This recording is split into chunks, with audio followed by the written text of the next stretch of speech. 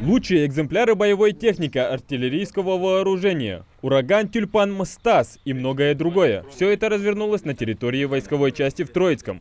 Будущих защитников Отечества, призывников с республики знакомят с военной техникой, перечисляя технические характеристики боевых машин.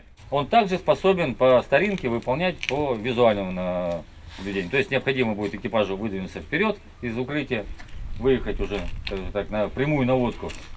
Вот. И опять же с помощью компьютера, то есть там уже другая картинка получается. Вот. И также играя джойстиком, уже непосредственно просто наблюдая уже танк сам, поражать его. Такой урок военного дела для будущих защитников Родины, пожалуй, самый наглядный и запоминающийся. Видеть новую технику, до этого им доводилось только по телевизору. Ощутить мощь и прикоснуться к детищу инженерной науки собрались все желающие. Магомед Аджигов приехал на форум с предвкушением. Мощь и силы российской армии мотивируют к военной службе как ничто другое. Я в дальнейшем хотел бы заниматься этим. Хотел бы покататься, стать командиром или же военным в дальнейшем. Я думаю об этом. Техника сама по себе очень интересная. Такая мощь, такая сила.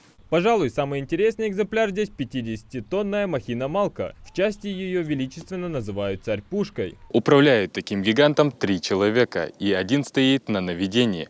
Дальность выстрела данного орудия 45 километров. От сильного грохота говорят, что после выстрела может в радиусе несколько километров повылетать окна.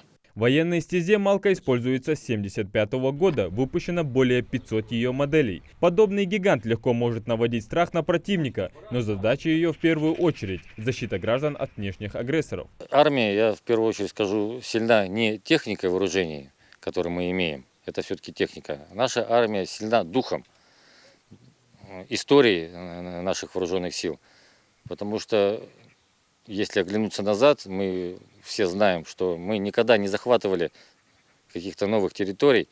Мы всегда вели освободительные войны. Мы добрая страна, мы добрая армия.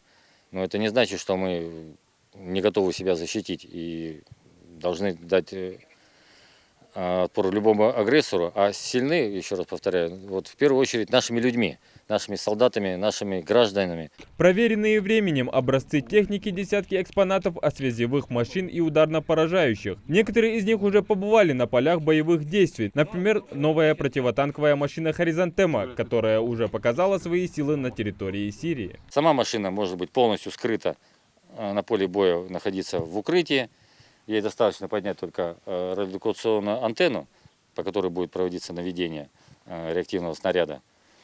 И экипаж, находясь полностью в укрытии, на мониторе компьютера видит цель, руководит полетом этого снаряда и, соответственно, поражает бронированные цели противника. По опыту применения в Сирийской Арабской Республике американские танки «Абрамс» не способны выдержать попадание данного реактивного снаряда.